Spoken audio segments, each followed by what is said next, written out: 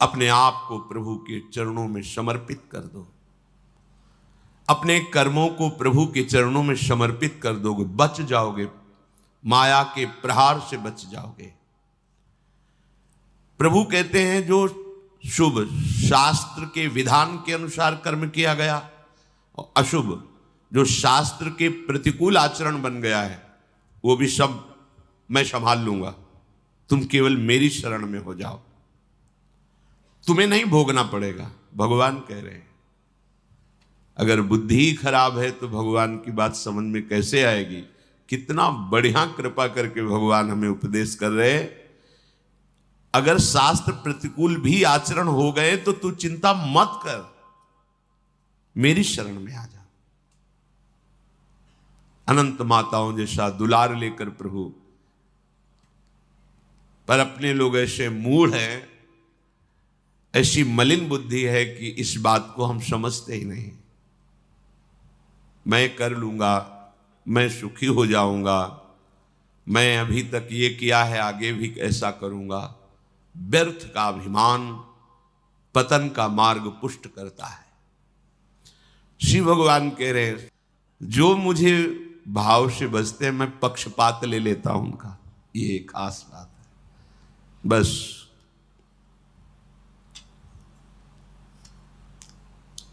इसी बात से हम जीत गए। अगर केवल हिसाब हो तो हम कभी भगवत प्राप्ति नहीं कर सकते कि तुम जो करोगे वही तुम्हें मिलेगा, तो हम कभी भगवत प्राप्ति के लायक ही नहीं हो सकते। पर ये बात हमें जिता देती है। ये भजन्तु माम भक्त्या मयि ते तेषु चाप्यहम्, मैं उनमें प्रकाशित हो जाता हूं और वो मेरे में प्रकाशित, जो मुझे प्रेम से भजता है। अब प्रेम है कि नहीं ये तो पता नहीं, पर प्रभु के सिवा और कोई है नहीं। वही जीवन है, वही हमारे सब हैं। राधा राधा राधा, इससे जीत गए। अगर हमारे हिसाब में देखा जाए तो ऐसा कोई तप सृष्टि में नहीं है जो भगवान को खरीद सके, ऐसा कोई सिद्धांत नहीं जो भगवान को अधीन कर सके। जैसे मां मेरा बच्चा है ऐसा मान करके हर समय आंतरिक दृष्टि रखती है, जरा सा भय उपस्थित होने पर आगे खड़ी हो जाती है। ये तो एक अंश का वात्सल्य है, वो वात्सल्य समुद्र है। बस इसी बात से हम जीत गए।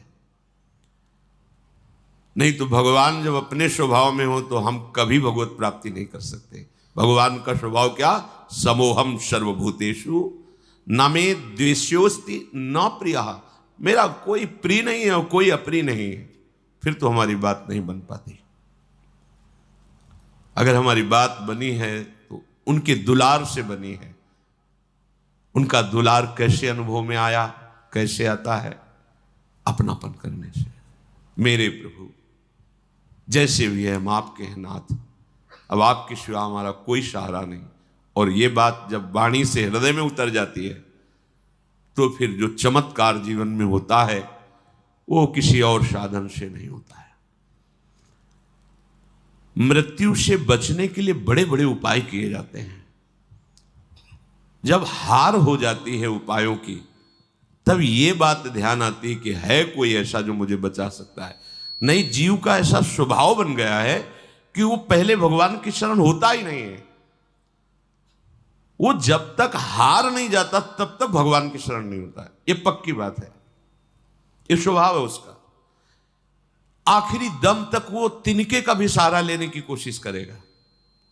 जब तिनके का भी सहारा नहीं रह जाता तब वो हारे को हरिनाम, तब वो सहारा लेता है। अगर पहले ही ले ले तो हारना ना पड़े, उसे विपत्तियों का सामना ना करना पड़े। एक बार देवताओं ने देखा कि युद्ध में जितने असुर मारे जाते हैं, दैत्य, उन सबको भगवान शुक्राचार्य जी के पास संजीवनी विद्या है। विद्या का प्रयोग किया, तत्काल जीवित हस्त पुष्ट। भगवान बृहस्पति जी के पास ये विद्या नहीं। जितने देवता मारे जाते वो अंग भंग वैसी स्थिति में रहते, मृत तो मृत। भगवान बृहस्पति जी के पास ये विद्या थी नहीं, भगवान शुक्राचार्य जी के पास। देवताओं ने बृहस्पति जी को अपना गुरु माना और दैत्यों ने शुक्राचार्य जी को गुरु माना। अपने गुरुदेव की कहीं भी लघुता मन में भी नहीं आनी चाहिए। इसलिए देवताओं ने कभी बृहस्पति जी से ये प्रार्थना भी नहीं की कि आप संजीवनी विद्या सीख लीजिए, हम लोगों को जिलाने, कभी प्रार्थना नहीं की। गुरु महिमा है। पर उनके बड़े पुत्र का नाम कच्छ था। उनसे बात की कि आप हमारे गुरु पुत्र हैं और हमारे ऊपर सबसे बड़ी संकट की बात है कि कोई साधन नहीं है जिससे हम अमर हो सके, और शुक्राचार्य जी के पास साधन है, संजीवनी विद्या। कोई भी असुर नहीं, जो भी मरा उसको तत्काल जीवित कर दिया। अगर आप जाएं भगवान शुक्राचार्य जी के पास और शिष्यत्व स्वीकार करें और उनको प्रसन्न कर लें तो आप अधिकारी हैं, आपको संजीवनी विद्या दे सकते हैं एक जीवन को जिलाने के लिए। अपनी जो परा विद्या है, ये जन्म मरण का चक्र ही रोक करके श्री जी के पास प्राप्ति कराने वाली ये परा विद्या है। जिनसे संजीवनी विद्या प्रकट हुई है उनकी भी संजीवनी है हमारी लाडली जो। जय श्री हरिवंश मदन सर जर्जर विथिकित श्याम सजीवन मूली, दिव्य प्रमोद रस सार निजांग संग पीयूष बीच निचय रविसेचयंती कंदर्प कोटि सर मूर्छित नंद सोनु संजीवनी जयति कापी निकुंज देवी। ये जो अपने पास विद्या है ना, ये परा विद्या है। करोड़ों संजीवनी विद्या इसके समान नहीं, क्योंकि हमारी लाडली जू अनंत ब्रह्मांडों के ईश्वर भगवान श्री कृष्ण की भी संजीवनी मूरी है। संजीवनी जयति कापि निकुंज देवी। देवराज इंद्र ने जब हाथ जोड़ करके प्रार्थना की, बृहस्पति भगवान के बड़े पुत्र कच्छ अभी 9 किशोर अवस्था को प्राप्त हुए थे। उन्होंने कहा कि आप सब हमारे सम्माननीय हैं और आप हमको हमारे पिता बृहस्पति के समान आदर दे रहे हैं। अब हमारा कर्तव्य बनता है आपकी रक्षा करना। हम जा रहे हैं, पर बड़ा संकटपूर्ण कार्य है, क्योंकि कोई भी दैत्य बर्दाश्त नहीं करेगा। हो सकता है मेरी मृत्यु भी हो जाए, पर आपके हित के लिए मैं मृत्यु का भी वरण कर लूंगा। जो संत स्वभाव के होते हैं उनका प्रभाव यही होता है कि वो अपनी हानि करके दूसरे का परम लाभ करना निश्चित करते हैं, और जो अशंत स्वभाव के होते हैं वो दूसरे की हानि करके अपना लाभ सोचते हैं। कच्छ ने सब देवताओं को आश्वासन दिया, अगर जीवित रहा तो संजीवनी विद्या लेके ही आऊंगा, और ना जीवित रहा तो फिर बात अलग है। इसमें परहित की भावना बहुत जोर की। परहित की भावना जहां होती वहां भगवान रक्षा करते हैं। स्वसुख वांछा जहां होती वहां आसुरी भाव होता है, राक्षसी भाव होता है, फिर वहां दुर्गति होती है। श्री महान महिमा में भगवान के पिता होने का सौभाग्य जिन्हें प्राप्त हुआ दशरथ जी महाराज, उनको वो परम लाभ जो गीधराज जटायु को मिला नहीं मिला। पंख कटे हुए रावण के अस्त्र से तड़प रहे, प्राण कंठ में है, बस चितवत राम चरण की रेखा। आगे पड़ा जटायु देखा, चितवत राम चरण की रेखा। भगवान ने गोद में लेकर पिता की तरह उनका तर्पण आदि किया। ये वो जानता था कि मैं रावण से जीत नहीं सकता, पर जानकी का विलाप सुन करके पूरे बल से आक्रमण किया। दशानन के ऊपर, और इस गति को प्राप्त तो भगवान के सामने ही गीध देह का त्याग करके हरि रूप होकर भगवान के नित्य साकेत धाम को गया। परहित सबसे बड़ा धर्म है, परहित सरिस धर्म नहीं भाई। और यहां स्वसुख वांछा से ही हमारी सारी चेष्टाएं होती हैं, इसीलिए आनंद की तो बात जाने दो, शोक भय संताप ये छोड़ ही नहीं रहा है। कच्छ जी दैत्यों की सभा में विराजमान भगवान शुक्राचार्य जी के पास गए, उन्हें प्रणाम किया और कहा मैं आपसे एकांत में प्रार्थना करना चाहता हूं। भगवान शुक्राचार्य जी ने एक तेजस्वी बालक एकांत समय दिया, प्रणाम करके कहा मैं अंगिरा ऋषि का पौत्र, भगवान बृहस्पति का पुत्र, मेरा नाम कच्छ है और मैं आपका शिष्य होना चाहता हूं। ब्रह्मन, मैं आपको गुरु रूप में वरण करता हूं। मैं 1000 वर्ष तक ब्रह्मचर्य रह करके आपकी सेवा करना चाहता हूं और आप इसके लिए मुझे मना मत करना, इसकी अनुमति दे देना।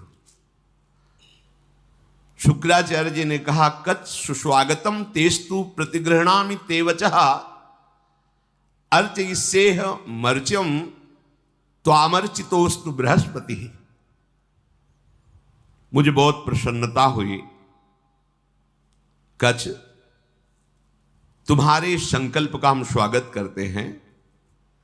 शिष्य कौन है, किनका है, किस पक्ष का, ये नहीं देखा जाता। यदि वो शिष्यत्व स्वीकार कर रहा है और उसमें वो लक्षण हैं तो बिना किसी संकोच के, बिना कोई विचार के उसको स्वीकार कर लिया जाता है। ये धर्म की मर्यादा है, उसमें फिर नहीं देखा जाता आप कौन, कहां के, कैसे, नहीं। आप में आर्त भाव है, शरणागत होना चाहते हैं, वो स्वीकृत है। मैं तुम्हें स्वीकार करता हूं। तुम्हारा ये जो संकल्प है आदर का पात्र है।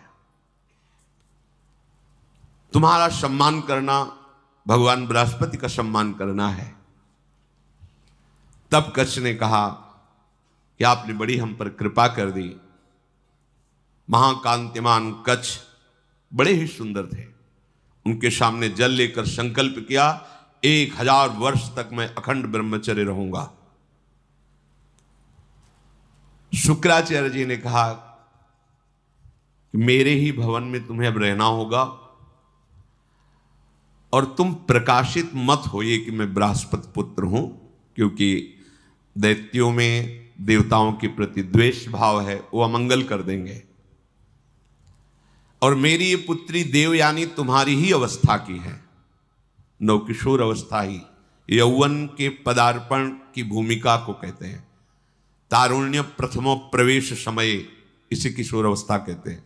तरुण अवस्था की प्रवेश की, अभी जवान नहीं कह सकते, वो प्रवेश स्थिति, ये बड़ी देव स्थिति होती है। तुम हमारी पुत्री का प्रिय करो, उसकी आज्ञा में रहो, अपना ही घर है, ऐसे निर्भय होकर रहो, पर बाहर सावधानी से ही निकलना, क्योंकि दैत्य जन ये जान न पावे कि तुम हमारे पास रहे हो। अभी कोई संजीवनी विद्या की बात भी नहीं की। देवयानी से कहा अब ये यही रहेंगे। 1000 वर्ष तक का इन्होंने नियम पूर्वक ब्रह्मचर्य का संकल्प लिया है। देवयानी जी ने स्वीकार किया उनको। वो सदैव देवयानी के सामने हाथ जोड़कर प्रणाम करना, उनकी आज्ञा में रहना, जैसे गुरु वैसे गुरु पुत्री, ऐसा भाव। 500 वर्ष व्यतीत हो गए ब्रह्मचर्य से रहते हुए और गुरु भवन में सेवा करते हुए। कोई नहीं जान पाया। एक दिन किसी गुप्तचर ने दैत्यराज को बताया कि भगवान शुक्राचार्य के घर में कोई नवकिशोर बालक बहुत ही देदीप्यमान कांतिवान काफी समय से रह रहा है। अब 500 वर्ष से कुछ हुआ नहीं था, इसलिए छूट भी हो गई थी। तो जो भविष्यान्नी के लिए गायें थी उनको चराने के लिए जंगल में चले जाते। गुप्तचरों ने दैत्यों को बताया कि इस समय वो नौयुवक वन में गाय चराने गया हुआ है और एकांत प्रदेश है, और हमने पता लगाया वो युवक कोई और नहीं बृहस्पति जी का पुत्र कच है। गुप्तचर भी बड़ी विद्या से युक्त होते हैं पूरा, और मुझे लग रहा है कि ये सब एक देवताओं का प्लान है जो संजीवनी विद्या सीखने के लिए भेजा है। अब आपका क्या आदेश है? उनका आदेश क्या? उसे मार के फेंक दो,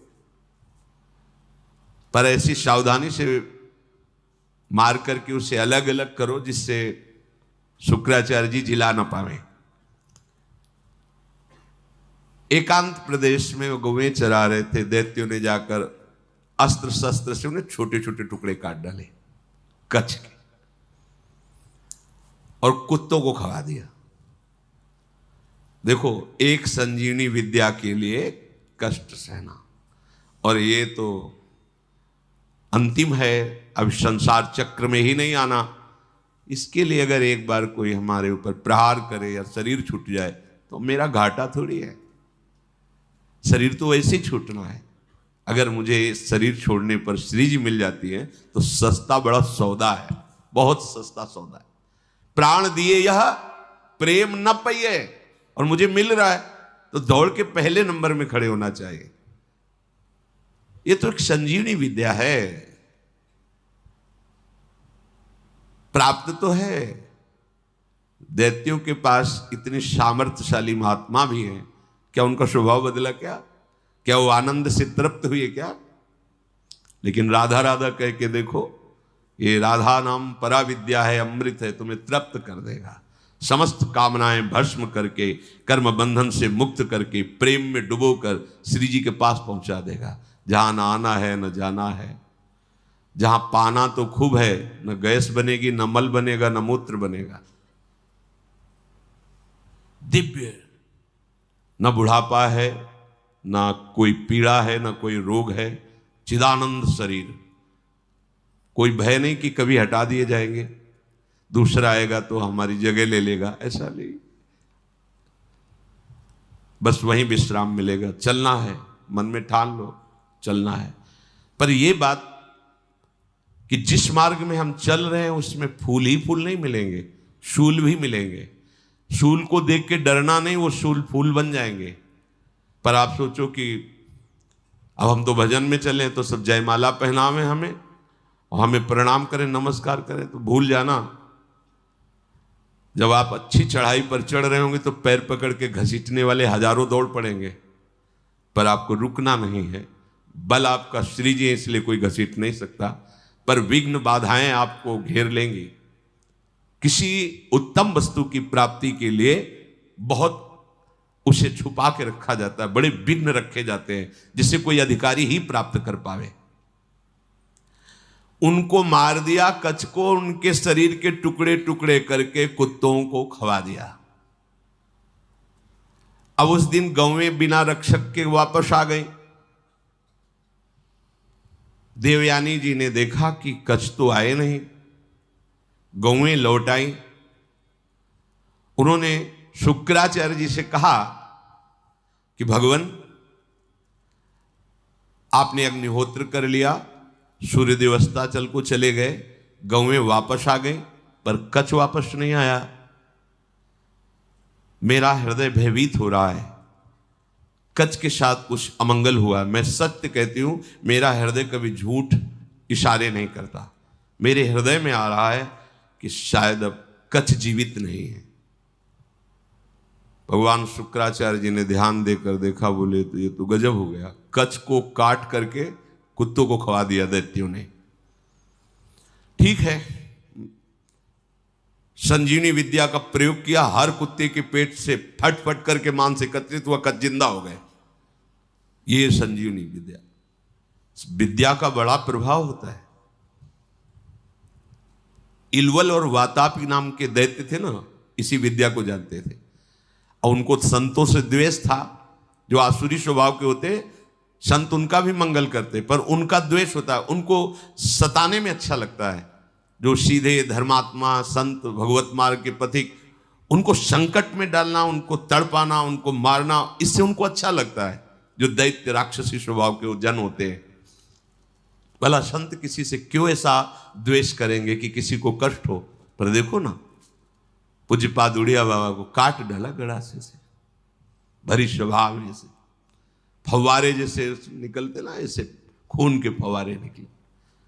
ये दैत्य स्वभाव बड़ा ही कड़ुआ स्वभाव है। इलवल क्या करता कि साधारण वेश में जाता और जंगल में जितने भी ऋषि मुनि आश्रमों में सबको निमंत्रण देता, हमारे आज अहो भाग्य, आप हमारी कुटिया में पधारिए, और एक साधारण धर्मात्मा का वेश रखता। अब संत वायु पीने वाले, जल पीने वाले, पत्ता खाने वाले, कंदमूल फल खाने वाले, चलो भगवान की इच्छा से कोई निमंत्रण करने आया है, पा लेते हैं। वो अपने भाई वातापी को मार करके वो ऐसे मिलाता कि कोई जान न पाता भोजन में। जरा जरा सब सैकड़ों ऋषियों की पंगति लगाई, सब प्रसाद पा के खड़े हुए, ताओ विद्या का प्रयोग करता, संजीवनी विद्या। वातापी फड़ाक फड़ाक सबके पेट भट जाते और वो एकत्रित हो गए। हाँ भैया, बोले हो गए, 100 मरे, 500 मरे, उनको सुख मिलता है। अब ऋषियों की संख्या कम होने लगी तो भगवान अगस्त्य जी से कहा, जो समुद्र को पी गए थे, कि ऋषियों पर बड़ा संकट है, वो अलग अलग भेष बदल कर आता है, निमंत्रण करता है और अपने भाई को मार करके ऐसे मिला देता है कोई जान ही नहीं पाता, और जब ऋषि पा लेते हैं तो विद्या का प्रयोग करता है और सबको मार देता है, वो जीवित हो जाता है वातापी। बोले सब निमंत्रण स्वीकार करो। अगस्त्य जी बिना निमंत्रण के पहुंच गए, आगे बैठे, बोले भैया थोड़ा हम सबसे ज्यादा पाते हैं, तो पहली पंगत में मैं आगे बैठा हूं, पहले मैं पालूं फिर दूसरे को परोसा जाए। ऋषि तैयार हो ना? सब ऋषियों ने कहा हाँ। अगस्त्य जी ने कहा पहले मुझे उसने वही प्रक्रिया की, अपने भाई वातापी को मार करे से पूरा चाट चाट के सब पा गए अगस्त्य जी। पाने के बाद आचमन किया, खड़े हुए तो उसने मंत्र संजीवनी विद्या पढ़ी और कहा वातापी, जे भी पुकारा सो अधो वायु ढर से निकाली। बोले गया तुम्हारा वातापी। अगस्त्य जी थे जो समुद्र को पी गए, समुद्र, अगाध समुद्र को पी गए। अधो वायु लिख बोले गया तुम्हारा वातापी। तुम साधारण सी सब पच गया, जितनी देर पाया उतने में हमारी जठराग्नि ने पचा करके हजम हो गया, खत्म तुम्हारा वातापी। कोई विद्या काम नहीं करती ब्रह्म विद्या के आगे, भगवत विद्या के आगे। भगवान बृहस्पति जी ने जो ही ध्यान किया, देखा कि वो तो कुत्तों के पेट में है, संजीवनी विद्या का प्रयोग किया, कुत्तों के पेट फटे और कच्छ जो है मांस जुड़ के पूरा जीवित होकर सामने आ गया। देखते ही देवयानी ने पूछा लौटने में विलंब क्यों कर दिया?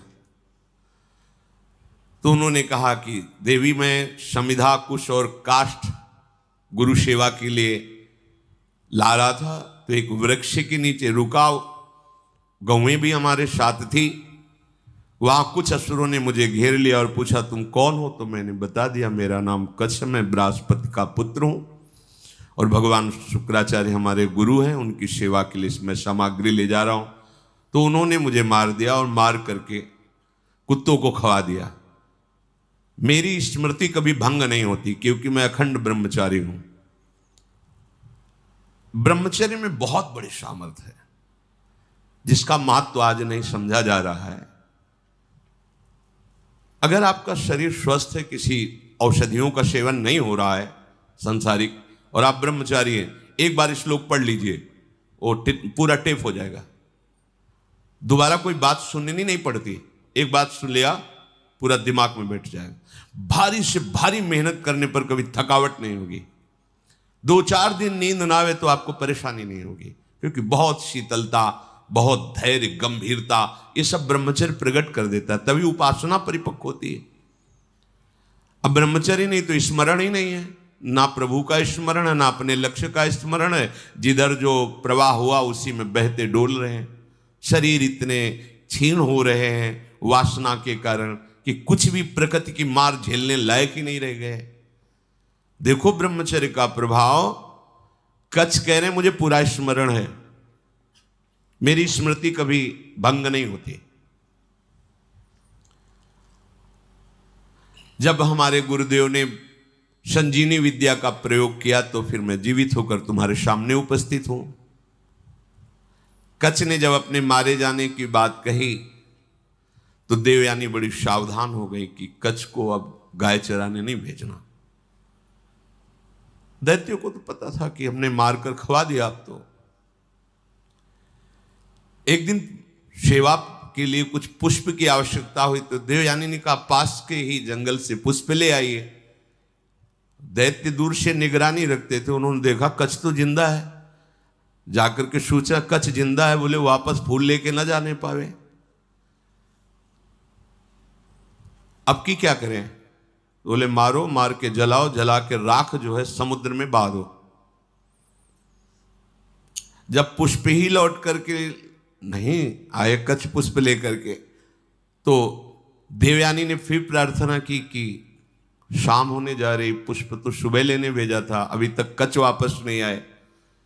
शुक्राचार्य जी ने कहा, ध्यान धर के देखा, बोले कच्छ को मार के जला के समुद्र के जल में प्रवाहित कर दिया, मतलब जल में मिला दिया। तो उन्होंने कहा भगवान यदि कच्छ पुनः वापस नहीं आएंगे तो मैं भी जीवित नहीं रहूंगी, क्योंकि इतने वर्षों से हमारी आज्ञा में सेवा में रह रहे तो हमारा एक अपनापन हो गया है। तो उनका देखो चाहे जितनी बार जिलावें वो प्रयोग यही करेंगे, बार बार उन्हें मारेंगे, कभी ऐसा वो बुद्धिमानी से प्रयोग करेंगे कि संजीवनी विद्या का प्रयोग करने वाला ही नहीं रहेगा, इसलिए तुम भूल जाओ कच्छ को।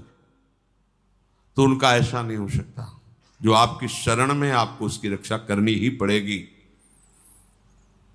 जो संजीवनी विद्या का प्रयोग किया, लहरों से राख निकली, राख शरीर धारण किया, फिर कच्छ के रूप में आके पुष्प लेके सेवा में उपस्थित हो गए।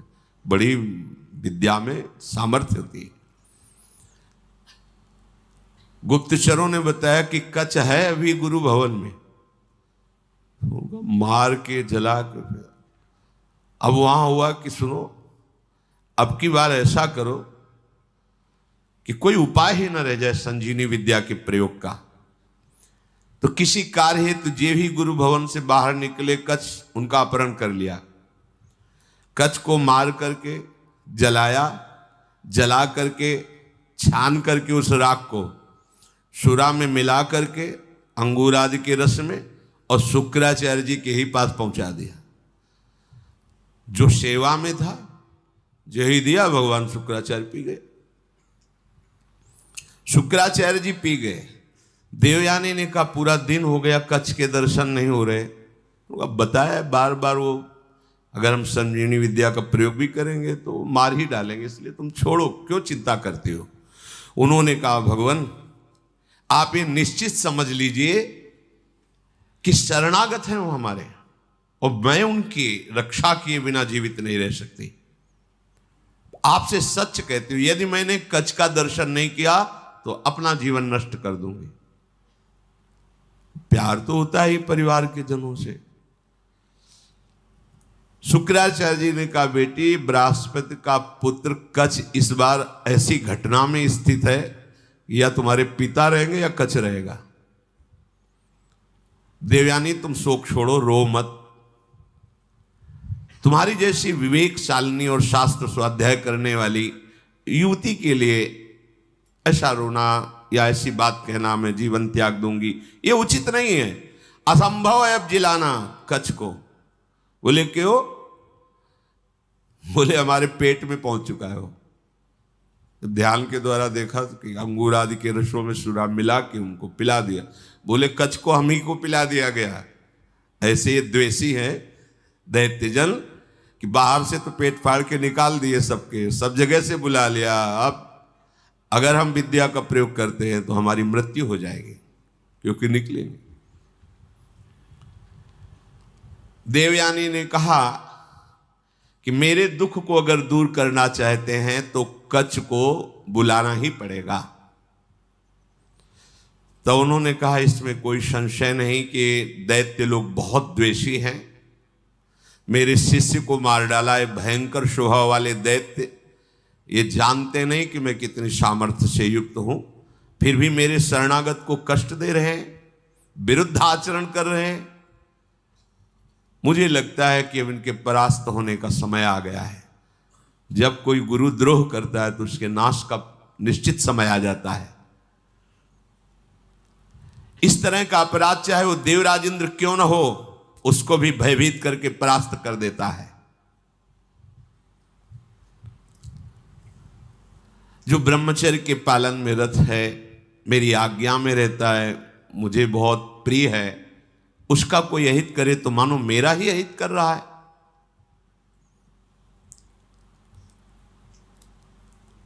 गुरु ने मन में विचार किया कि अब कैसे उसको जिलाएं। तो कच्छ, तुम मेरी बात सुन रहे हो?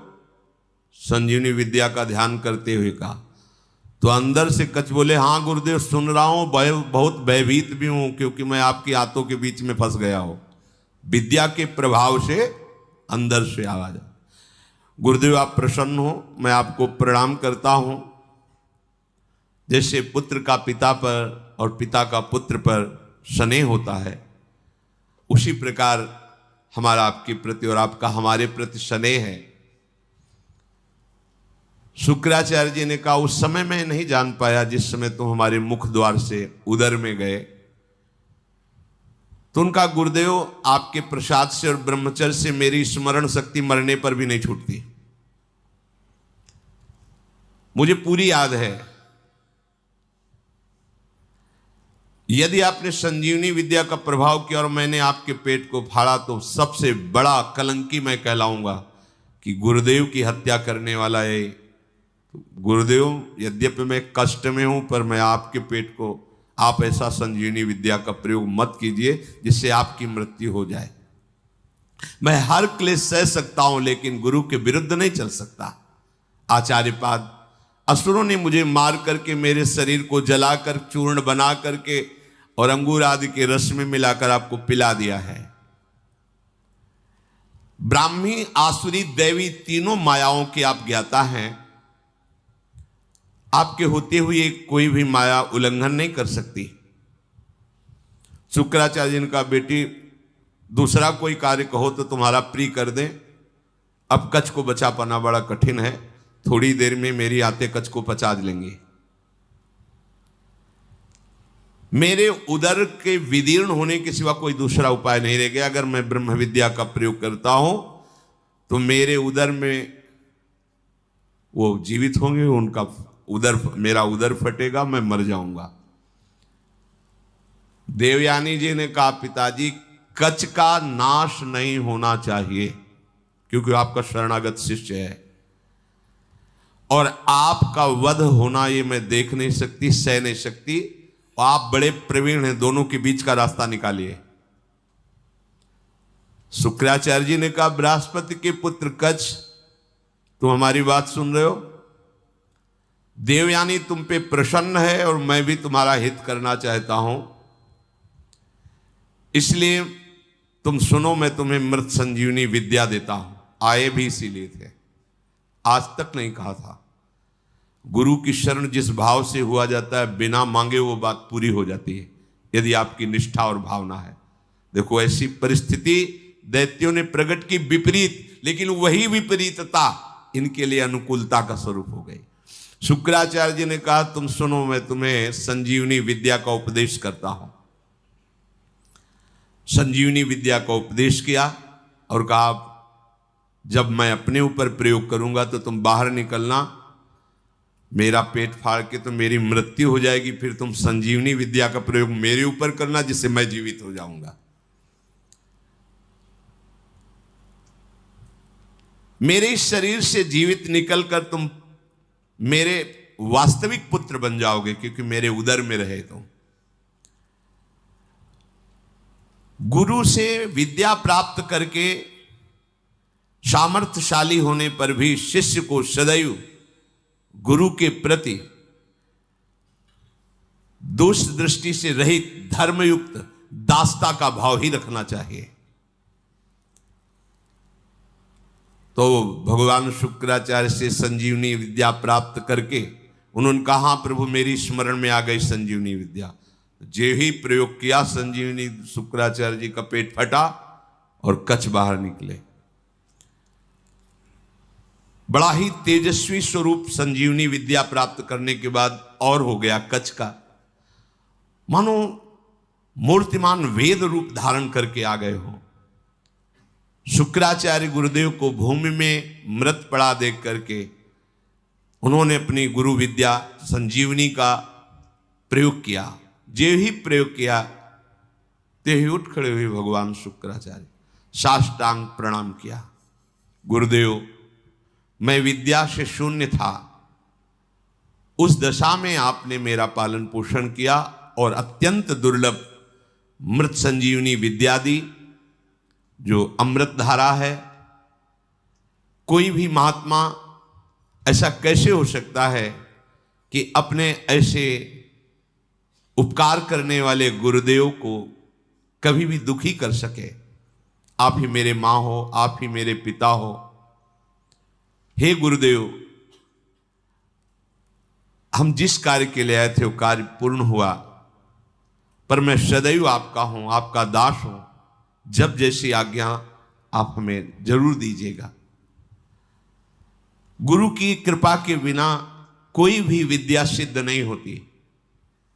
जो गुरुदेव से विद्या प्राप्त करके गुरुदेव की अवहेलना कर देता है, उसे प्रतिष्ठा रहित पाप पूर्ण नरकों की प्राप्ति होती है। कोई भी मंदबुद्धि अज्ञान से युक्त होकर के कभी यदि अपने गुरुदेव का अपमान कर दे तो धर्म भ्रष्ट हो जाएगा, उसे ब्रह्म हत्या का पाप लगता है। इस लोक परलोक में दोनों में उसकी निंदा होती है।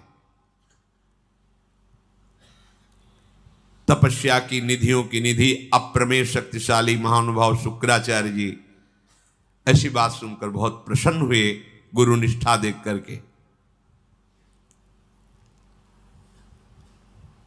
कच्छ ने देवताओं का कार्य सिद्ध कर दिया, संजीवनी विद्या उन्हें प्राप्त हो गई, पर वो 1000 वर्ष पूरा करने के लिए अपने गुरु की सेवा में रहे। फिर प्रणाम किया और कहा, अब मुझे अपने घर जाने की अनुमति दीजिए। जब कच्छ का व्रत पूरा हो गया, गुरु ने उनको जाने की आज्ञा की, तो देवयानी ने कहा, हमारी सेवा में रहे हो, मेरी आज्ञा के बिना कैसे जा सकते हो? आप उत्तम कुल विद्या तपस्या इंद्रिय संयम से सुशोभित हो रहे हो। महायशस्वी महर्षि अंगिरा जिस प्रकार मेरे पिताजी के लिए माननीय है, उसी प्रकार आपके पिता बृहस्पति मेरे लिए आदरणीय और पूजनीय है। तपोधन, अब मैं जो बात कर रही हूं उस पर ध्यान दीजिए। आपका ब्रह्मचर्य व्रत 1000 वर्ष का था, समाप्त हुआ, और मैंने आपको अंदर से वर्ण किया है कि तुम हमारे पाणी ग्रहण भाव को स्वीकार करके पति बनो। मंत्रोच्चारण पूर्वक विधि पूर्वक मेरे पिता के सामने मेरा पाणी ग्रहण करो। मैंने अंदर से ये भाव किया है। कच्छ ने कहा, अब दोबारा ऐसा शब्द उच्चारण मत कर देना। देवयानी, तुम्हारे पिता भगवान शुक्राचार्य मेरे भी पिता हैं, क्योंकि मैं उनके उदर में रह चुका हूं। क्या कभी भाई अपने बहन के प्रति ऐसा भाव कर सकता है? तुम हमारी परम पूजनीय हो, ऐसे शब्द उच्चारण मत करना। वैसे गुरुपुत्री हो, और ऐसे भी मैं शुक्राचार्य के उदर में रह चुका हूं। महात्मा भार्गव को तुम प्राणों से भी अधिक प्यारी हो। गुरुपुत्री होने के कारण मेरी परम पूजनीय बहन हो तुम, ऐसे शब्द उच्चारण मत करो। देवयानी, जैसे मेरे गुरुदेव तुम्हारे पिता शुक्राचार्य सदा मेरे माननीय है, बिल्कुल उसी तरह मैं गुरुदेव की तरह तुम्हारा सम्मान करता हूं, तुम्हारी आज्ञा में रहा हूं। ऐसी बात मैं सुनना भी नहीं चाहता। देवयानी ने कहा, मैं आपका सम्मान करती हूं, आपकी भावना का, लेकिन जब से आप आए हैं और आज तक मैंने आपकी प्राणों की रक्षा की। मेरे ही कारण आप जीवित हो, मेरे ही कारण तुम्हें संजीवनी विद्या मिली। मैं हठ ना करती तो तुम हमारे पिता के हाथों में ही पच जाते। इसलिए तुम्हारा जीवन मेरा दिया हुआ जीवन है। इसलिए सौहार्द के साथ मैं कहती हूं कि मैं उत्तम भक्ति के द्वारा तुम्हारी आराधना करूंगी, तुम धर्म के ज्ञाता हो, मेरे प्रति ऐसा भाव त्याग दो और मेरा पाणी ग्रहण स्वीकार करो। कच्छ ने कहा, उत्तम व्रत का आचरण करने वाली देवयानी, मैं तुम्हारी इस आज्ञा का कदापि पालन नहीं कर सकता। तुम्हें प्रसन्न होना चाहिए मेरे ऊपर। मैं तुम्हें गुरु से भी बढ़कर पूज्य दृष्टि से सदैव देखा हूं। मेरे हृदय में कभी तुम्हारे प्रति ऐसा भाव नहीं आया। मैं तुम्हारी ये बात नहीं सुन सकता। तुम मेरी बहन थी, बहन हो और बहन ही रहोगी, ये मेरा दृढ़ निश्चय है। अब मैं तुम्हारा आशीर्वाद चाहता हूं, मुझे आशीर्वाद दो और मैं अपने देवलोक को जाता हूं, तुम्हारा मंगल हो। ऐसा कहकर के प्रणाम किया कच्छ ने। यद्यपि धर्म से युक्त कच्छ की वाणी थी, देवयानी को गुस्सा आ गया। उनका, हमारी बात को ठुकरा रहे हो तो मैं श्राप देती हूं। जिस कार्य के लिए तुमने कठोर तपस्या की, यहां आए, संजीवनी विद्या सीखी, तुम्हारी संजीवनी विद्या निष्फल हो जाए। यह है, मिलते मिलते भी बात बिगड़ जाती, लेकिन हरि शरणम में बात नहीं बिगड़ती। ध्यान रखना, निमिषहु ना अकृपा जब चितये तब ऐसे। ये सब इतिहास इसीलिए तुम्हें सुना रहे हैं कि हमारे भगवान की शरणागति कितनी मीठी मृदु है। घोर अपराध बन जाने पर भी भगवान कभी त्यागते नहीं। इतना कई बार मरना पड़ा जिस संजीवनी विद्या के लिए, उसी का शाप मिल गया, निष्फल हो जाए। अब तो होश उड़ गए। जिसके लिए इतना श्रम हो, निष्फल। देवयानी, ये तुमने धर्मयुक्त कार्य नहीं किया।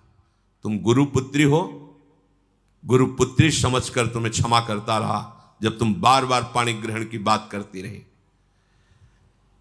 मैंने आज तक कभी तुम्हें दोष दृष्टि से नहीं देखा, और तुम कामना से युक्त होने के कारण हमें शाप दे दिया। इसलिए मैं तुम्हें आज शाप देता हूं। आज के बाद कोई भी ब्रह्म ऋषि कुमार तुम्हारा पाणी ग्रहण ही नहीं करेगा। ये सामर्थ्य होती है, जो नियम से चलते हैं, भजन करते हैं, उनमें सामर्थ्य होती है। उनके वचन कभी मिथ्या नहीं होते। 5 वर्ष के बालक हैं श्रृंगी ऋषि, चक्रवर्ती सम्राट महामहिम परम भागवत परीक्षित जी। जे ही श्रृंगी ऋषि स्नान कर रहे थे, बालकों ने आके कहा, तुम्हारे पिता के गले में मरा हुआ सांप महाराज परीक्षित ने डाल दिया है। कहा, उपहास? मेरे समाधिस्थ पिता का उपहास? ये इतना उच्छृंखलता कैसे आ गई? ये तो महाभागवत थे, ऐसा कैसे? इसका मतलब ये समझते हैं कि इनके ऊपर कोई शासन करने वाला नहीं। जल उठाया और कहा, इनको पता नहीं कि ऋषि बालकों में अपनी तपस्या का इतना बड़ा बल है कि हम देवराज इंद्र को भी शाप दे सकते हैं। ये क्या है? मैं शाप देता हूं, आज के 7वें दिन विशाल काय तक्षक सर्प डसेगा और इस राजा की मृत्यु हो जाएगी। अमोघ, कोई नहीं काट पाया। 5 वर्ष के बालक श्रृंगी ऋषि। तुमने काम के वशीभूत होकर के मेरी विद्या को निष्फल होने का शाप दे दिया, तो तुम्हारा पाणी ग्रहण संस्कार की जो भावना है, कोई भी ब्रह्म ऋषि कुमार तुम्हारा वरण नहीं करेगा। ये मेरा शाप है। गई विद्या, गई। देखा कितना श्रम और हाथ क्या लगा। अब देवताओं को भारी समस्या का फिर कोई उपाय नहीं। अब जब कोई उपाय नहीं होता, तब एक उपाय जागृत होता है, हरि शरणम। सब देवताओं ने भगवान को पुकारा, क्योंकि दैत्य बल से भी आसुरी स्वभाव में, और गुरु का इतना बड़ा प्रताप, संजीवनी विद्या संपन्न गुरु, कोई उपाय नहीं कि बचने का। प्रार्थना ब्रह्मा जी से की। ब्रह्मा जी, भगवान शंकर, सब देवता सुमेरु पर्वत जो 4 लाख योजन का है, वहां एकत्रित हुए और भगवान की सबने प्रार्थना की, स्तुति की। जो स्तुति की श्री भगवान सामने प्रकट हो गए। आर्त भाव की हुई स्तुति तत्काल अनुभव कराती कि भगवान हमारी बात सुन रहे हैं। वो भाव आना कठिन होता है। अगर वो भाव आ जाए तो पुकारते ही भगवान आपको दिखाई देंगे। उसे आर्त भाव कहते हैं। जैसे गजेंद्र ने आर्त भाव में पुकारा, द्रौपदी जी ने आर्त भाव, एक क्षण भी नहीं लगा भगवान उपस्थित हो। ऐसे समस्त देवता, भगवान ब्रह्मा शंकर आदि ने जब आर्त भाव से भगवान को पुकारा कि एकमात्र भगवान श्री हरि ही अब हमारी रक्षा कर सकते हैं, वही उपाय कर सकते हैं। जे भी भगवान श्री हरि सुमेरु पर्वत पर प्रकट हुए, समस्त देवता, ब्रह्मा जी, भगवान शंकर ने देखा कि जैसे करोड़ों सूर्य एक साथ उदय हो गए हो, ऐसी आभा प्रकट हुई। किसी भी देवता की नेत्रों में सामर्थ्य नहीं थी उस आभा की तरफ देख सके। इसलिए इस श्लोक आता है सुधा, तेजो रूप निकुंज एव कलयन नेत्रादि पिंड स्थितम। निकुंज ऐसा तेजोमय है कि किसी की सामर्थ्य नहीं देख सके। जब लाडली जी की सखियों की कृपा होती, जो आचार्य रूप से आई, वो जब दिव्य नेत्र देते तब निकुंज को करोड़ों सूर्य एक साथ जैसे प्रकट हो गए, ऐसी कांति प्रकट हुई। सबकी आंखें चौंधे आ गईं, सब बेसुध हो रहे हैं। भगवान ब्रह्मा शंकर आदि सावधान होकर के सुंदर झांकी की। उस तेज के बीच में मरकतमणि पन्ने के समान स्वच्छ श्यामल शरीर, जैसे कमल के भीतरी भाग के समान सुकुमार नेत्र, लाल लाल डोरियां, चमकता हुआ करोड़ों बिजलियों की कांति वाला पीतांबर, सर्वांग सुंदर श्याम शरीर, रोम रोम से सुंदरता फूट पड़ रही है। धनुष के समान टेढ़ी भौहें, बड़ा सुंदर मुख, महामणिमय किरीट, भुजाओं में बाजूबंद, कानों में झलकते हुए कुंडलों की चमक, कपोल सुंदर खिले हुए, करधनी में लड़ियां, हाथों में कंगन, गले में चरणों तक माला। भगवान श्री हरि प्रकट हुए। जे ही भगवान प्रकट हुए तो भगवान के दिव्य पार्षद आसपास सब सेवा में उपस्थित, सुदर्शन चक्र आदि मूर्तिमान पार्षद रूप होकर सेवा में रहते हैं।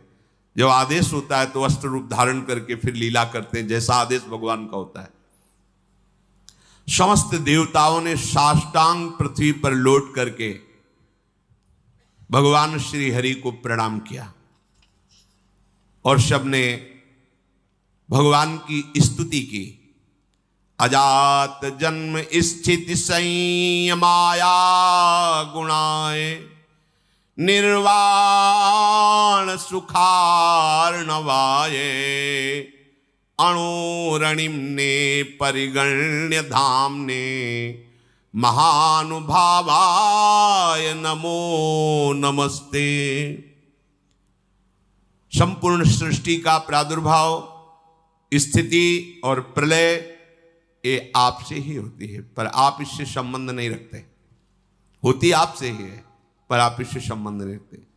जैसे चुंबक के आकर्षण से लोहा जो जड़ है वो चलायमान होता है, पर चुंबक की कोई इच्छा नहीं होती, उसका स्वाभाविक ऐसा आकर्षण है कि उसमें हलचल पैदा हो जाती है। ऐसे ही श्री भगवान की सामर्थ्य से सृष्टि का सृजन पालन लय होता रहता। भगवान निर्लेप है, निर्विकार है, प्राकृत गुणों से रहित एवं मोक्ष स्वरूप परमानंद के महान समुद्र, सूक्ष्म से भी सूक्ष्म और महान से भी महान, हे परमेश्वरशाली प्रभु श्री हरि, हम आपको बार बार नमस्कार करते हैं। समस्त देवताओं ने भगवान की स्तुति की और कहा, प्रभु आप ही हमारे रक्षक हैं। जब कोई विशेष संकट पड़ता है तब आप हमारी रक्षा करते हैं। ब्रह्मादि देवताओं ने स्तुति करके मौन होकर हाथ जोड़कर खड़े हो गए। यह स्वभाव है क्या, जब हार जाता है तब याद आती भगवान की। ये सबका स्वभाव, पहले ही भगवान की याद कर लो। पर वो जब किसी ऐसी विपत्ति में फंसता है कि कोई सहयोगी नहीं होता, तब भगवान की याद आती है। सब हाथ जोड़कर खड़े हो गए। समस्त लोकों के एकमात्र स्वामी भगवान श्री हरि ने कहा, ब्रह्मा, शंकर और समस्त देवताओं, सावधान होकर सुनो, ये मेरी सलाह है, इससे तुम सबका मंगल होगा। इस समय तुम्हें यह समझना चाहिए कि गुरु की कृपा है दैत्यों के ऊपर। तुम युद्ध में परास्त नहीं कर सकते। गुरु मेहरबान तो चेला पहलवान। भगवान कह रहे हैं तुम परास्त नहीं कर सकते। असुरों पर काल का एक छत्र कृपा प्रसाद है, क्योंकि वो गुरु सेवा में है, शुक्राचार्य जी को अनुकूल किए हुए हैं। उनकी इस समय कोई भी अभ्युदय या अवनति नहीं कर सकता। हमारा विचार है कि इस समय तुम्हें अस्त्र शस्त्र रहित होकर उनकी सभा में जाना चाहिए, नमस्कार करना चाहिए, उनसे मित्रता करनी चाहिए और फिर एक बड़ा कार्य का अनुष्ठान करो। जब तुम्हारा कार्य सिद्ध हो जाए फिर तुम भले उनसे लड़ाई करना। तुम्हारा कार्य होगा समुद्र मंथन, जिससे अमृत निकलेगा। उस अमृत को तुम पी लोगे तो संजीवनी विद्या की जरूरत ही नहीं, कोई देवता मरेगा ही नहीं। पर अमृत अकेले नहीं निकलेगा, मंथन में प्रयत्न करेंगे वो भी, पर वो अहंकार और द्वेष से युक्त होने के कारण उस अमृत के अधिकारी नहीं है। वो अमृत तुम्ही को मिलेगा। वो अमृत का प्रभाव है, जरा सा भी मुख में चला जाए तो कभी वो मरेगा नहीं। लेकिन ये अमृत पीकर देवता भी परम शांत या परमानंद में निमग्न नहीं है, वो भी अंदर से भयभीत रहते हैं, उनके अंदर भी कामनाएं हैं। इसलिए ये अमृत काम का नहीं है अपने। कौन सा अमृत? अपने लिए काम का। राधा नाम सुधा रसम, सुधा माने होता है अमृत, अमृत रस राधा राधा राधा, जहां पूर्ण निर्भयता, किसी से द्वेष ही नहीं। हरिवंश नाम लीन जे अजात शत्रु ते सदा। व्यवस्था मैं करूंगा, मंदराचल की मथानी होगी, वासुकी नाग की नेति होगी, समुद्र का मंथन करने की पूरी व्यवस्था मैं करूंगा। आलस्य प्रमाद छोड़कर विश्वास करो और जाओ, हाथ जोड़ो, प्रणाम करो दैत्यों को और उनको मिलाओ, अपने मित्र बनाओ और फिर ये बताओ कि दोनों मिलकर समुद्र मंथन करें और उसमें से अमृत निकलेगा और हम सब पान कर लेंगे। वो राजी हो जाएं। बिल्कुल क्रोध मत करना और जो कुछ भी निकले मेरे इशारे के बिना तुम स्वीकार करने की चेष्टा मत करना। देवताओं को आदेश देकर भगवान श्री हरि उन्हीं के बीच में अंतर्धान हो गए। उनके चले जाने पर ब्रह्मा शंकर ने उस दिशा को नमस्कार किया जिधर भगवान अंतर्धान हुए। देवराज इंद्र, वायु देवता, अग्नि देवता, बड़े बड़े लोकपाल ईश्वर कोटि के जो देवता हैं, ये कोई अस्त्र नहीं, कोई शस्त्र नहीं, सर झुकाए हुए दैत्यों की सभा में प्रवेश। बड़े बड़े सेनापति, दैत्यों के उद्भट, देवताओं को परास्त करने की सामर्थ्य रखने वाले, अपने अपने अस्त्र संभाल लिए। और उनमें हुआ कि जब अस्त्र नहीं लिए और सर झुका के, अरे इसका मतलब ये युद्ध के लिए नहीं, इसका मतलब ये संधि भावना से आ रहे हैं। उन्होंने अपने अपने अस्त्र नीचे उतारे। देवता लोग गए और हाथ जोड़कर ऐसे किया। ऐसे ही काम बनता है। अगर अमृत पद प्राप्त करना है ना, तो जो गाली दे तो भी हाथ जोड़ना पड़ेगा। ये भगवान की सलाह है। अगर अमृत पद प्राप्त करना है तो देखो, यहां किसी का कोई यश व्यस नहीं रहता। पढ़ के देख लो, एक से एक सब माया सब धूल डालती चली है। किसका यश है? किसका यश है? एक समय आता है कि एक आदमी का यश फैल जाता है। दूसरा समय आता है कोई जानता नहीं कौन था, क्या कैसा, धूल में मिल गया। ये यश, ये कीर्ति, ये प्रणाम, ये नमस्कार, रुपया पैसा, बिल्डिंग, माया, ये सब छलावा है। केवल जीने के लिए इन वस्तुओं को अपना आराध्य मानकर समय नष्ट करना बड़ी मूढ़ता होगी। अखंड भगवान का स्मरण चल रहा है और वो जैसे रखें उनका कार्य है। अपना लक्ष्य केवल प्रभु होना चाहिए, प्रभु के सिवा और कुछ सब व्यर्थ है, सब व्यर्थ है। मरे तो क्या रह गया, क्या रह जाएगा। आप देखो कितने बड़े बड़े यशस्वी जन हुए हैं, बलवान धर्मात्मा। कौन जानता है भगवान का नाम नहीं ले रहे तो तुम्हारा नाम क्या लेंगे। और यहां इतनी बुद्धि हमारी देहाभिमान से युक्त है कि अगर परोपकार के लिए छोटा सा पौशाला भी खोलेंगे तो पूरे परिवार का मैं जिला पता तक नंबर तक उसमें डाल देंगे। ऐसा देहाभिमान पूर्ण। अगर एक पंखा लगाएंगे तो हर पंखुड़ी में वो नाम लिखा होगा, जिला लिखा होगा, बाप माता का सबका नाम, मतलब एक पंखे से ही पूरे पितर तर जाएंगे। ऐसा देहाभिमान पुष्ट है कि हमारा नाम हो, हमारी कीर्ति हो। अरे भगवान का नाम तुम नहीं जप रहे हो तो तुम्हारा नाम कौन जपेगा, तुम्हारी कौन कीर्ति गाएगा। इसलिए यदि अमृत पद प्राप्त करना है तो झुकना सीखो, सर झुकाना सीखो सबके चरणों में, क्योंकि सब में मायाधीश भगवान गुप्त रूप से विराज। वो देख लेंगे कि अहंकार रहित हो, तुम्हें अमृत पद दे देंगे। भगवान ने सलाह दी यदि तुम्हें अमृत पान करना है तो तुम्हें सर झुकाना पड़ेगा। इसीलिए भगवान के भक्तों को देखो, कितना भी सताया जाए कभी विरोध नहीं करते। जोई जोई प्यारो करे सोई मुहि भावे। समस्त संपत्तियों से सेवित असुर सेनापतियों से सुरक्षित उस सभा में देवताओं ने कहा कि हमारे मन में एक विचार आया है, क्या आप लोग सहयोग करेंगे। हम दोनों मिलकर के यदि समुद्र मंथन करें और उससे अमृत निकलेगा, पक्का निकलेगा, हमें विश्वास है क्योंकि भगवान ने बताया था। अगर आपको जचे तो आप स्वीकृति दे दो तो उपाय किया जाए अमृत मंथन का। तो वहां शंबर, अरिष्ट नेमी, त्रिपुर निवासी बड़े बड़े बलवान दैत्य बैठे थे। उन्होंने कहा अमृत मिल जाएगा तब तो सब बढ़िया बात बन गई। अब इसमें समझौता की क्या बात है, हम सब एक ही है, चलो समुद्र मंथन प्रारंभ करते हैं। सबने मंथन के लिए स्वीकृति दे दी, समुद्र मंथन के लिए।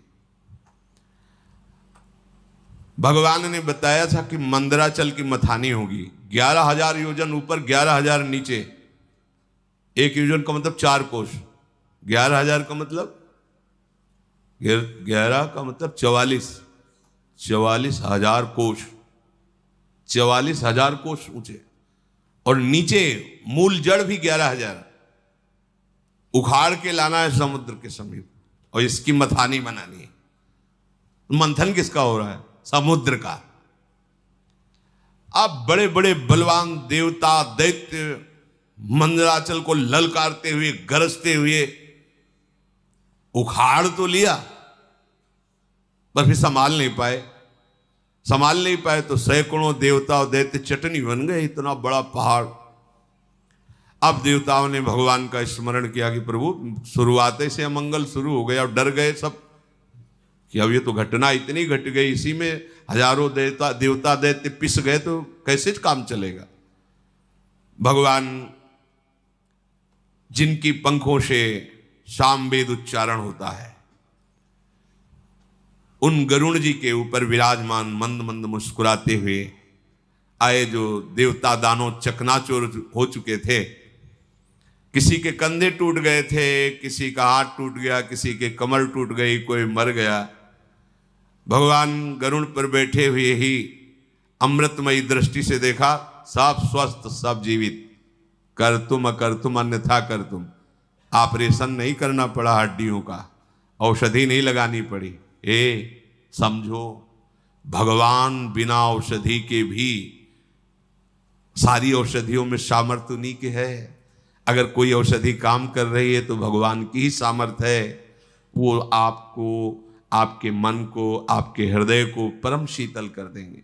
इसलिए सब औषधियों की औषधि हरिनाम है, विश्वास करो। अमृतमयी दृष्टि से सबको स्वस्थ और जीवित कर दिया। इसके बाद गरुड़ जी को आदेश किया, गरुड़ जी थोड़ा नीचे उतरे। ऐसे ही जैसे कोई कमल का फूल पकड़े, ऐसे भगवान ने मंदराचल को उठाया, गरुड़ जी के एक पंखे पे रख लिया और कहा चलो समुद्र के किनारे सब। और समुद्र के तट पर जाकर मंदराचल को विराजमान किया। भगवान के आज्ञानुसार वासुकी नाग को बुलाया गया और कहा, तुम्हें हम वचन देते हैं कि अमृत में तुम्हारा हिस्सा होगा, पर आपको नेति का काम करना पड़ेगा। वासुकी नागों के राजा है, हजारों फड़धारी, विशाल काय। वो भी आनंदित हुए और समुद्र मंथन में मंदराचल की नेति, वो रस्सी बनने का काम किया। अब उत्साह सहित मंदराचल को समुद्र में पधराया गया। ऊपर से वासुकी नाग की नेति बनी। समुद्र मंथन आरंभ किया गया। भगवान ने देवताओं को इशारा किया, हमारे साथ आओ। वो वासुकी नाग के मुख को की तरफ असुर लोग हट गए, बोले हमको तुम इतना नीच समझते हो कि सांप की पूंछ पकड़ेंगे, नहीं होगा समुद्र मंथन। भगवान यही चाहते थे। भगवान ने कहा नहीं, आप अगर आपको ऐसा लगता है चलो सब पूंछ पे चलो, क्योंकि जब मंथन होगा तो भारी विषाग्नि निकलेगी वासुकी नाग के मुख से। असुर स्वभाव के जो होते ना, उनको यही, अगर उनका मंगल भी चाहो ना तो उनको अमंगल ही अच्छा लगता है। उन्होंने कहा कोई हम ऐसे वैसे नहीं है कि हम सांप की पूंछ पकड़े, तुम आगे रहो हम पीछे, नहीं समुद्र में। भगवान ने कहा आइए आइए आइए पकड़िए, और देवता उसका काम बन गया, चलो पूंछ की तरफ चलो। अब देवताओं ने पूंछ की तरफ और असुर मुख की तरफ, लक्ष्य है अमृत प्राप्ति, समुद्र मंथन प्रारंभ किया। लेकिन जेव ही घुमाया तो मंदराचल धसने लगा। फिर भगवान से कदम कदम पर भगवान की जरूरत है भगवत प्राप्ति के लिए। चाहे जितने बड़े तपस्वी, साधना, ज्ञानी, बैरागी कोई भी हो, बिना भगवान के, चाहे उन्हें गुरुदेव भगवान बोलो चाहे भगवान बोलो, बात है उनके बिना कृपा प्रसाद के, ये तो अमृत है सृष्टि का, वो तो ज्ञानामृत है, प्रेमामृत है, उसकी प्राप्ति कैसे हो सकती है? सब कुछ ठीक, मंथन प्रारंभ, मंदराचल धसने लगा। अगाध समुद्र। भगवान का चिंतन किया, भगवान की प्रार्थना की कि प्रभु कृपा करके अब तो सहयोग करो, नहीं तो सब किया कराया। सबके मुंह में उदासी छा गई। भगवान ने तुरंत एक विशाल काय कच्छप का रूप धारण किया। सत्य संकल्प भगवान की इच्छा करते ही 1,00,000 योजन की पीठ है जिनकी, 4,00,000 कोस तक कच्छपावतार भगवान का, 1,00,000 योजन की फैली, 1,00,000 योजन प्रस्तारिणा द्वीप युवा परो महान, मानो कोई बहुत बड़ा द्वीप प्रगट, 4,00,000 कोस, 1,00,000 योजन, 4,00,000 कोस भगवान की पीठ थी, कच्छप भगवान। सबके देखते देखते मंदराचल के नीचे चले गए। मंदराचल से मानो जैसे पीठ में कोई खुजली करे, ऐसे ऐसे कच्छप भगवान को खुजली सी लगी और आराम करने लगे। मंदराचल की अब तह मिल गए, कच्छप भगवान की पीठ पर मंदराचल। अब तो मंदराचल को घुमाना प्रारंभ किया गया।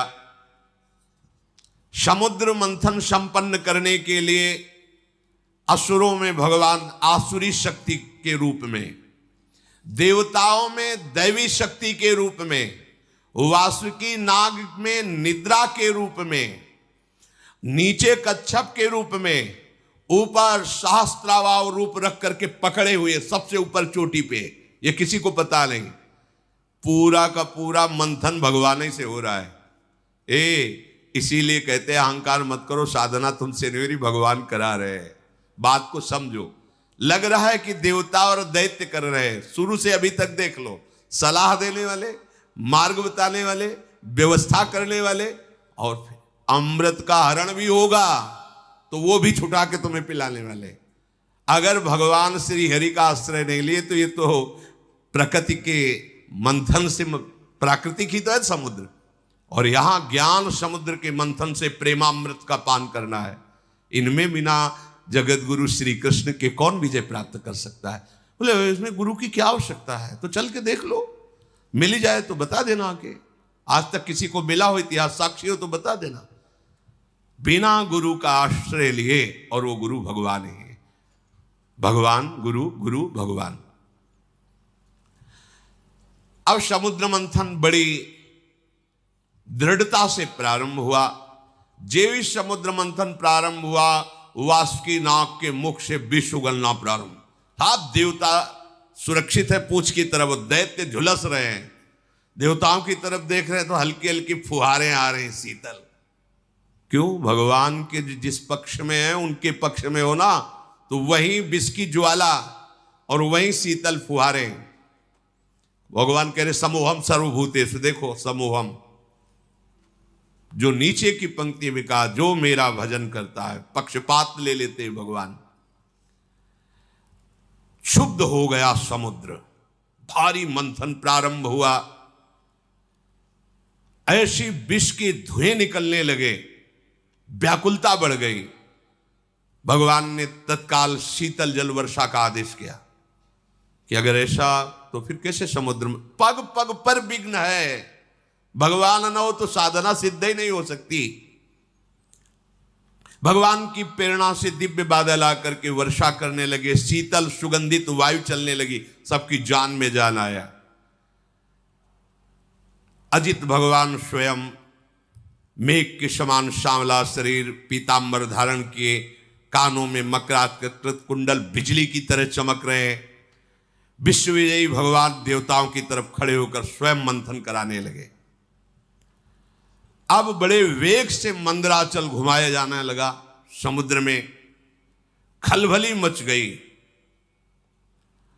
समुद्र ने भी हाथ जोड़कर कहा कि महाराज मेरे तो प्राण ही चले जाएंगे। बोले तुम भी धैर्य रखो, सहो, तुमको भी अमृत का छींटा मिल जाएगा। अमृत के लोभ से देखो, और ये अमृत देवता पीकर भी किस सुख को प्राप्त कर रहे हैं, देख लो। ये नामामृत, लीला अमृत के सामने कुछ नहीं। ब्रह्मा जी रोज प्रणाम करते हैं भगवान के भक्त को। ये भगवान की भक्ति के समान जो प्रेमामृत है, कहीं नहीं, कहीं नहीं। जो अमृत पिए हुए देवता, उनसे भी श्रेष्ठ मानव देह कहा गया है। देव दुर्लभ ही होनी कही गई। क्यों? क्योंकि इसमें तुम नामामृत का पान कर सकते हो, ज्ञानामृत का पान कर सकते हो, प्रेमामृत का पान कर सकते हो। अब तो जे ही मंथन शुरू हुआ तो हलाहल विष निकला। मंथन काय के लिए हो रहा है? अमृत के लिए। पर अमृत के पहले क्या निकला मंथन में? विष। इस विष को केवल शिव पचा सकते हैं, शिव, दूसरा नहीं। क्या विष है? कहते जब पहले भजन नहीं करते थे बड़ी शांति लगती थी, जब से भजन शुरू किया गंदी गंदी बातें आ रही, काम आ रहा, क्रोध आ रहा। अब मंथन शुरू तो विष आएगा नहीं। शिव,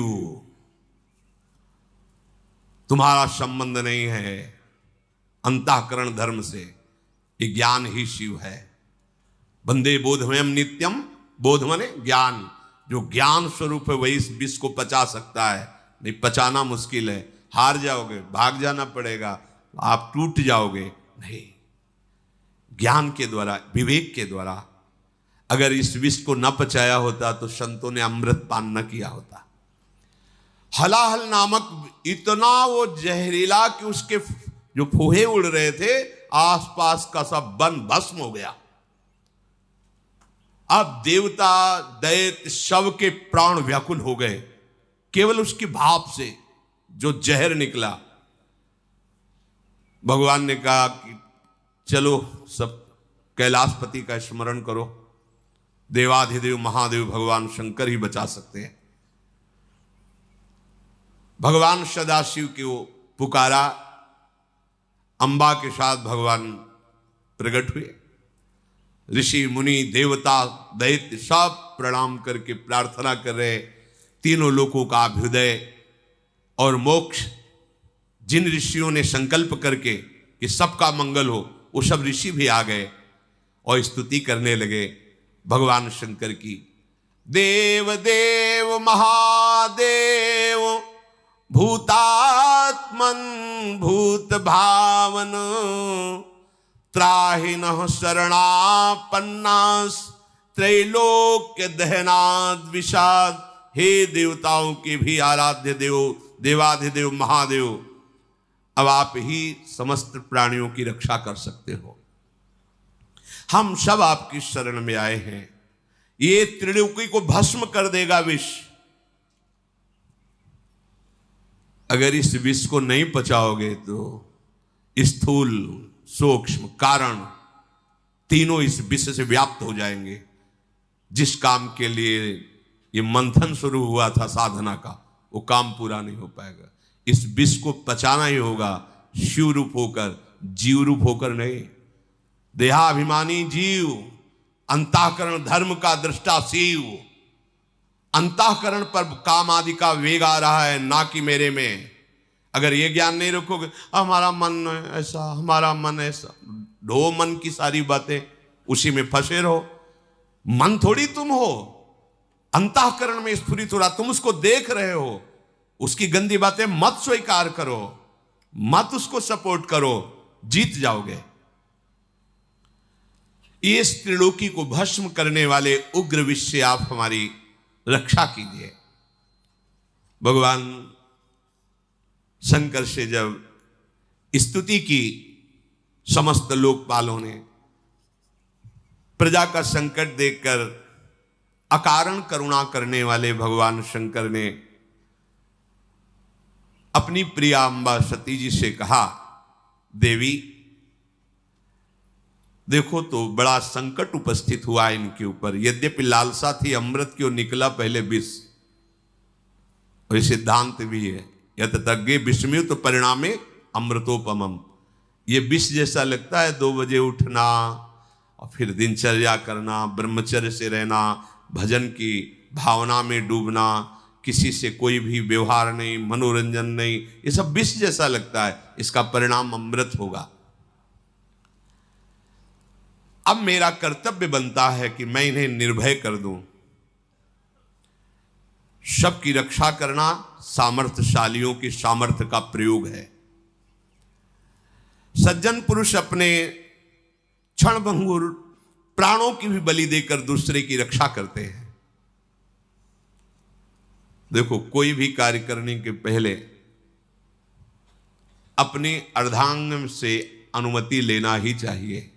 यहां प्रमाण दे रहे हैं जगत गुरु भगवान शिव, सती जी से कह रहे कि अब हमारे इनकी रक्षा करने आप आदेश कीजिए, आप सहमति दीजिए। उनके ऊपर कृपा करना ही है।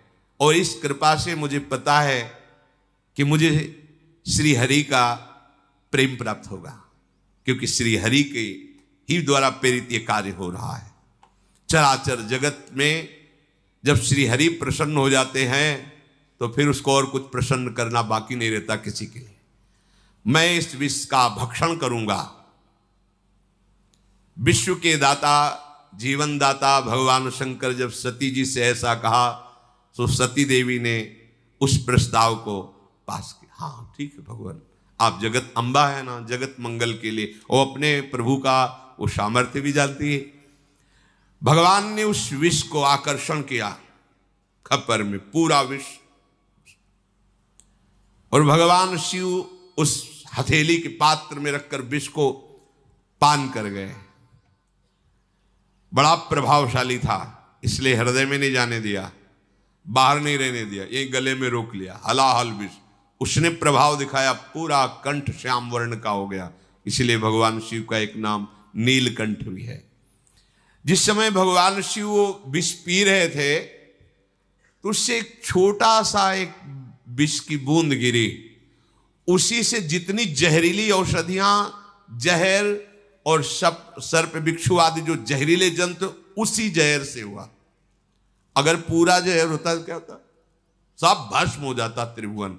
भगवान शिव ने उसे गले में रोक लिया। फिर मंथन प्रारंभ हुआ, आगे की चर्चा है।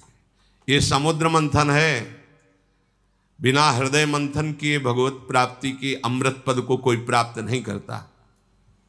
एक संजीवनी विद्या के लिए उन्होंने जीवन को दांव में लगा दिया, एक अमृत प्राप्ति के लिए जो लोकवत है।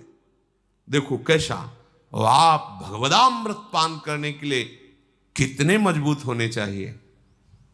इससे किसी ने कुछ कह दिया आप रो रहे हो, कोई थोड़ा विघ्न आ गया, भजन छूट गया, उदास बैठे हो, भगवान तुम्हारी क्या यही भगवत्ता है, एक सुख सुविधा दी थी वो छीन लिया, अब कोई हमारा नहीं रहा वो छीन, ये सब बहुत नीचे स्तर की। तुम बहादुर हो, ऐसे सूरवीर हो कि त्रिभुवन में तुम्हारे कोई कदम को लड़खड़ा न सके, रोक न सके भगवत प्राप्ति, क्योंकि शाहयोगी हमारे प्रभु हैं। देखो ना, समुद्र मंथन में अगर प्रभु ना हो तो प्रारंभ ही नहीं होता।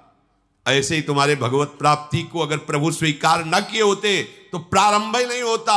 यही सर आवत अति कठिनाई, राम कृपा बिनु आई न जाई, गृह कारज नाना जंजाला, तेति दुर्गम शैल विशाला। पहाड़ जैसे हैं ये घर परिवार के मोह ममता, इसको जो लांघ कर तुम आए हो ना, तो हरि ने तुम्हें घसीटा है। वही अमृत पद तक सहयोग करते हैं और वही अमृत पद के रूप में मिलते हैं। इसलिए साधक को कहा जाता है कर्ता भाव छोड़ो। ये मत सोचो कि आप कुछ कर रहे हो, आपसे प्रभु करा रहे हैं। जैसे समुद्र मंथन में सब कुछ प्रभु कर रहे हैं। मंदराचल लाने वाले, सलाह देने वाले अर्थात प्रेरणा करने वाले, फिर मंदराचल को लाने वाले, फिर मंदराचल को रोकने वाले, फिर ऊपर से मंदराचल को दबाने वाले, वासुकी नाग में निद्रा के रूप में, देवताओं में दैवी शक्ति के रूप में, असुरों में आसुरी शक्ति के, वही सब रूप में कर रहे हैं। हमारे जो भी भागवतिक साधना होती मेरे प्रभु मेरे हृदय में बैठकर करा रहे हैं। कर्ता भोक्ता भाव नष्ट हो जाएगा, अमृत पद की प्राप्ति होगी। भगवान ही इस विषैले काम क्रोधादि से हमारे को बचाते हैं, अपनी सामर्थ्य नहीं। कभी किसी को अहंकार नहीं करना चाहिए। यदि जितेंद्री हो, धर्म से चलते हो, भजन कर रहे हो तो भगवान की कृपा से कर पा रहे हो। अगर उनकी कृपा का छत्र हट जाए तो अभी आपको दिखाई देगा आप कुछ नहीं हो, कुछ नहीं हो। जहां कहीं किसी बड़े महात्मा को कभी ऐसा लगा तो भगवान ने अनुभव करा दिया। जैसे देवर्षि नारद जी बहुत बड़े महापुरुष हैं, काम विजयी, जरा सा लगा तो आपने चरित्र सुना। दुर्वासा जी बड़े महान महात्मा है, कोई साधारण थोड़ी भगवत स्वरूप है, लेकिन जरा सा अहम आ गया तो देखा त्रिभुवन में भागे घूमे। अगर कहीं किसी को कोई भी विभूति नजर आती है अपने में तो भगवत कृपा को देखो, अहंकार मत करो, क्योंकि वास्तविक भगवत कृपा से ही मार्ग चला जाता है। शेष चर्चा आगे। श्री राधा वल्लभ लाल।